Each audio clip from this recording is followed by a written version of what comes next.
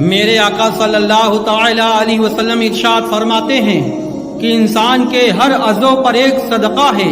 جب سورج صبح کو نکلتا ہے تو ہر عضو پر صدقہ ہوتا ہے، تو کس دو مسلمانوں کے درمیان عدل و انصاف کرا دینا صدقہ ہے، کسی کو سواری پر سوار کرا دینا صدقہ ہے، کسی کا سامان اٹھا کر سواری پر لاد دینا صدقہ ہے، اچھی بات کہنا صدقہ ہے، مسجد کی طرف چلنا صدقہ ہے، اور راستے سے کسی تکلیف دہ چیز کو اٹھا دینا صدقہ ہے۔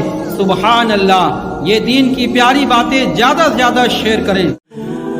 اللہ کے رسول صلی اللہ تعالی علیہ وسلم ارشاد فرماتے ہیں، اے بیٹو، جب گھر میں آیا کرو تو گھر والوں کو سلام کیا کرو، کیونکہ تمہارا سلام کرنا سلام کی برکت کی وجہ سے اللہ تعالیٰ تمہارے اور تمہارے گھر والوں کے علم و عمر میں اور روزی میں برکت عطا فرمائے۔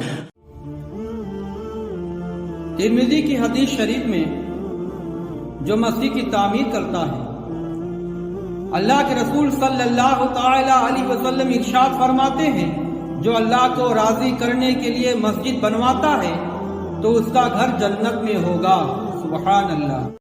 ترمذی کی حدیث شریف ہے کہ اللہ کے رسول صلی اللہ تعالی علیہ وسلم ارشاد فرماتے ہیں، ان میں سے جو گھر سے نکلے یہ دعا پڑھ لے، بسم اللہ توکلت علی اللہ لا حول ولا قوت الا باللہ۔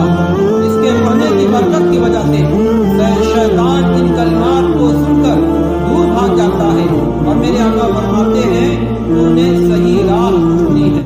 مسلم کی حدیث پاک میں اللہ کے رسول صلی اللہ تعالی علیہ وسلم ارشاد فرماتے ہیں، تم میں سے جو شخص یہ دعا پڑھے 100 مرتبہ سبحان اللہ بحمدہ، تو اللہ تبارک و تعالی اس کے تمام گناہوں کو معاف فرما دیتا ہے، اگرچہ اس کے گناہ سمندر کے جھاگ کے برابر ہوں۔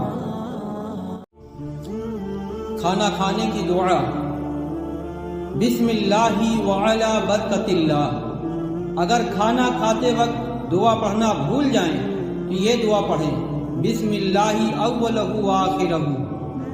اور کھانا کھانے کی بعد کی دعا، الحمدللہ الذی اطعمنا وسقانا وہدانا وجعلنا من المسلمین۔